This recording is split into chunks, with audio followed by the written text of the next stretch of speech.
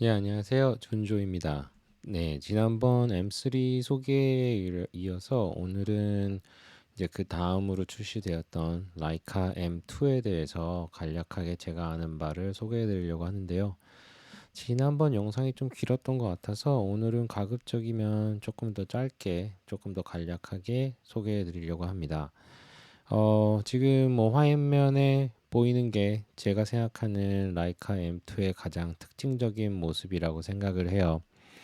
어, 직접 큰 화면을 보게 되면 이 모델이 이제 라이카에서 M3에 이어서 출시되었던 M2인데요. M3가 1954년, M3가 1954년부터 출시가 되었고, 한 근 10년 동안 1968년 정도까지 생산이 됐었는데, 이제 M2가 68년 이후에 출시가 됐던 건 아니고요. M3가 생산이 되고 있는 그 와중에 M2는 1956년부터 출시가 되었습니다. 근데 출시가 됐던 배경은 두 가지가 있는데 첫째는 이제 M3가 50mm 이상의 렌즈를 사용하기 때문에 사용할 수밖에 없는 구조이기 때문에 이제 많은 유저들이 35mm를 사용하고 싶었고 그때 맞는 뷰파인더를 가지고 있는 레인지 파인더를 요구를 했었죠. 그리고 약간 M3보다는 엔트리급이라고 해야 될까요? 조금 더 소재라든지 이런 걸 낮춰서 출시를 해서 사실 출시 초반에는 M3보다 하나 낮은 등급의 카메라라는 인식이 조금 있었어요. 초반에는. 근데 이제 M2 같은 경우에도 1968년까지 67년인가요? 까지 생산이 되면서 상당히 이제 10년 동안 출시가 됐고 오랫동안 생산이 됐고 또 그 뒤에 지금 뭐 수십 년이 지난 지금에는 사실 M3보다 못한 카메라라는 인식은 거의 없습니다. 거의 없는 것 같고 그거보다는 오히려 되게 특징적인 이 사진을 제가 가져가서 첫 번째 사진을 보여드린 것처럼 이 필름 카운터 다이얼이 위에 상판 위에 노출이 되어 있어요. 이 톱니바퀴처럼. 그리고 M3에서는 이런 이제 윈도우 같은 부분에 약간 튀어나오고 이런 디자인이 있었는데 이런 게 다 사라졌거든요. 그래서 훨씬 더 깔끔한 디자인이 되면서 사실 지금으로서는 M3와는 전혀 다른 새로운 라인업으로서 취급을 받고 있습니다. M3가 가졌던 또 단점을 상당히 많이 개선을 했어요. 첫 번째로는 어, 50mm를 밖에 사용하지 50mm 이상의 렌즈만 사용할 수 있던 M3에 비해서 이제 M2는 35mm를 지원하는 35mm 프레임 라인을 도입을 했고요. 그리고 둘째로는 어, M3는 포커스가 최단 포커스 거리가 1m입니다. 이 거리계 연동이 되는 게 1m까지만 지원이 됐던 반면에 이제 M2 같은 경우에는 그거보다 훨씬 더 낮은 70cm부터 지원을 하게 됐었죠. 그래서 지금으로서는 상당히 많은 사람들이 각광을 받고 사랑을 받고 있고요. 특징적으로는 초반에는 지금 보시는 화면처럼 셀프 타이머도 없었고 리와인드가 버튼식이었어요. 그래서 이거를 좋아하시는 분들도 있는데 이거는 초창기 모델이고요. 오히려 뒤로 가게 되면 이게 아마 가장 흔히들 쉽게 보실 수 있는 M2의 앞면 모습입니다. 그래서 버튼식이었던 리와인드 버튼이 바뀌었고 이제 셀프 타이머가 자리를 잡게 되는 게 정착화된 M2의 전면 모습이죠. M2를 제가 상당히 좋아하는데 그 이유 중에 하나는 이제 아까 보여드렸던 상단의 필름 카운트고요. 하지만 제가 그래도 M2에 대해서 단점을 하나 꼽자면 이 부분입니다. 이제 부착하고 렌즈를 뗄 때 이 버튼을 눌러서 탈착을 하게 되는데 주변에 어떤 보호 가드가 없어요. M3는 여기 이렇게 쇠로 이렇게 동그랗게 막아주고 있어가지고 실수를 누르는 경험이 없었거든요. 근데 저 같은 경우에는 M2를 사용할 때 사진을 촬영하다가 실수로 이 부분이 눌러서 렌즈가 떨어지진 않았지만 떨어지나라고 놀랐던 적이 몇 번 있었어요. 그래서 이 부분이 저는 사실 M2에선 가장 약간 아쉬운 부분이죠. 음, 뭐니 뭐니 해도 M2가 사랑을 받을 수밖에 없는 이유는 이 사진에서 보이는데요. 이제 가장 나중에 렌즈를 또 다 한번 정리를 해보려고 하는데 많은 라이카 유저들한테 사랑을 받고 있는 가장 대표적인 렌즈, 뭐 공기까지 찍힌다는 별명을 가지고 있는 8매죠. 육군 8매 구조의 35mm 주미크론 f2. 이 렌즈가 라이카의 상징적이고 대표적인 렌즈인데 여기 그 톱니바퀴 모양이 있잖아요. 여기랑 M2의 이 필름 카운터의 톱니바퀴가 하나의 세트처럼, 그러니까 마치 이렇게 원래부터 이렇게 매칭하기 위해서 디자인됐던 것처럼 너무나 잘 어울리는 것 같아요. 사실 그래서 많은 분들이 라이카를 사용하실 때 이 8매, 육근 8매 35mm 주미크론 1세대 렌즈는 너무나 가지고 싶어 하시고 꼭 보통 가지고 계시죠. 하나 정도는. 좀 너무 비싸져서 가격이 비싸져 어렵다면은 최근에는 중국에서 복각한 뭐 복제 비슷하게 만든 것들이 있으면서 이걸 쓰실 때 가장 잘 어울리는 필름 카메라는 저는 단연코 이 M2라고 생각을 합니다.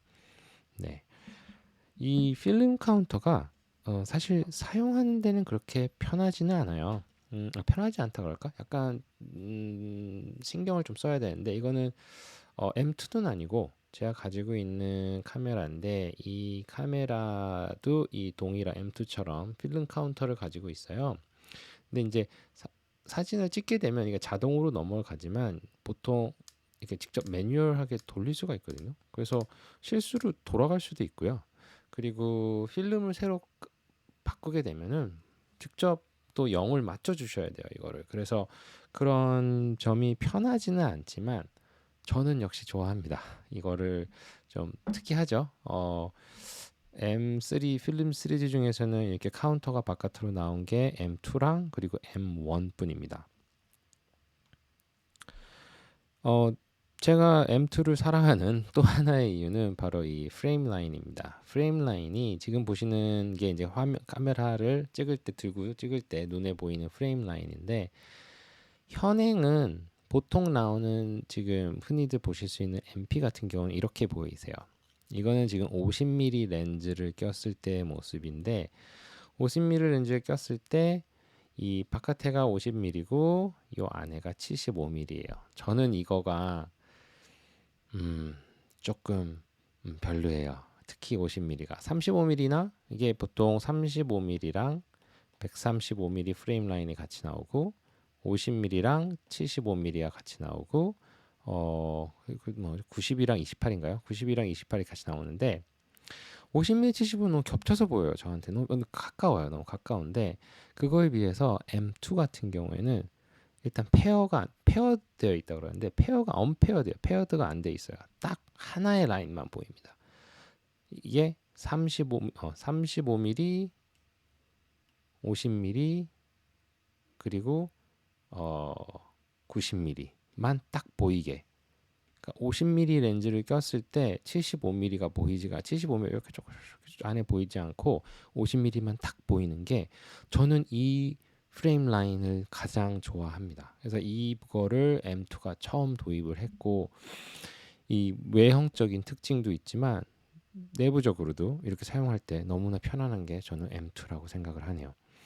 그리고 이제 M2를 소개할 때 가장 빼놓을 수 없는 게 역시 이 뭐 제가 이제 필름을 소개할 때 그 세대의 어떤 한정판 특정적인 어떤 상징적인 좀 특별한 에디션을 하나씩 같이 소개해 드리고 싶은데 M2는 뭐 물론 블랙 페인트도 있습니다. 뭐 5천만 원을 넘어가는 M2 블랙 페인트도 있지만 저는 M2의 가장 특별한 에디션은 이건 것 같아요. M2R 여기 보시죠. 여기 보면 M2하고 R이라고 적혀 있어요.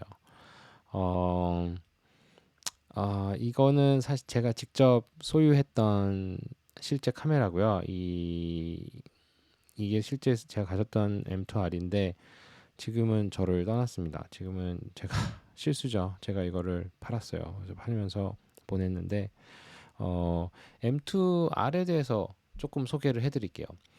이제 M2R은 이제 1960년대, 그러니까 미국이 한창 월남 전쟁을 하고 있을 때 미국에서 전쟁 중에서 사진 촬영이 많이 필요한데 그때 쓸 수 있는 카메라를 찾고 있었어요. 근데 그 당시 가장 우수한 기술을 가지고 있는 거는 독일의 라이츠였죠. 그래서 이제 라이츠에다가 약간 자존심 상하지만 그래도 우리 전쟁 때 쓸 수 있는 카메라를 좀 만들어줘라고 말을 해서 라이카에서 특별히 이 M2를 기반으로 조금 더 필름을 빨리 로딩할 수 있고, 그리고 베트남 같은 경우에 되게 습도가 높잖아요. 먼지도. 그래서 먼지랑 습기에도 좀 강한, 그리고 조금 더 튼튼한 그런 카메라를 약간 개조를 했죠. 그게 M2R입니다. M2R입니다. 저보다 정확하면 처음에는 그 미군에서 6,000대인가를 주문을 했어요. 6,000대인가 8,000대인가를 주문을 했는데 처음 이렇게 쭉쭉쭉쭉쭉 납품을 하다가 마지막 2,000대 재고가 남았을 때 미군에서 더 이상은 필요 없어라고 주문을 취소합니다.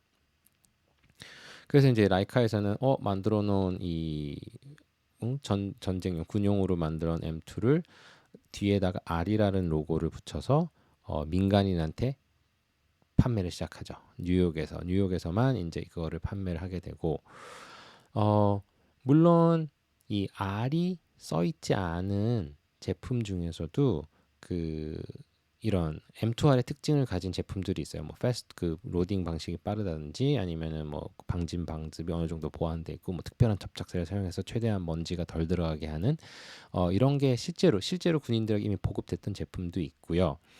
근데 그게 가격은 살짝 낮아요. 왜냐면은 겉으로 봐서는 잘 모르잖아요. 지금 열어봐야 되고 그러니까. 근데 이거 같은 경우는 딱 M2R이라고 적혀 있으니까 많은 분들이 상당히 좋아하시죠. 저도 개인적으로는 이거를 너무 좋아합니다. M2가 가지고 있었던 아름다움에 그 당시 이제 M4가 가지고 있는 되게 더 발전된 기술들, 그 필름 로딩이라든지 이런 것들이 대거 합쳐져 있는 게 저한테는 M2R인 것 같아요. 그래서 저희 너무 사랑하는데, 근데 보냈죠, 제가. 네, 노출계가 없었다는 이유만으로 제가 어리석었습니다. 이 M2R은 시리얼 넘버가 1248-201부터 2000대에서 1250, 200까지 딱 2000대가 생산이 됐고요. 뭐 이거 같은 경우에는 만약에 뭐 마켓에서 요즘에 찾으신다면은 중고가가 상당히 올랐어요. 저는 좀 오래전에 판매를 하면서 뭐 사실 지금 생각하면 말도 안 되는 가격에 팔았는데 지금 같은 경우에는 상처가 많은 게 한 500 정도 가는 것 같고 민트급 깨끗하고 기스도 없고 이러면은 뭐 700, 800 그 이상도 가는 게 지금 M2R인 것 같습니다.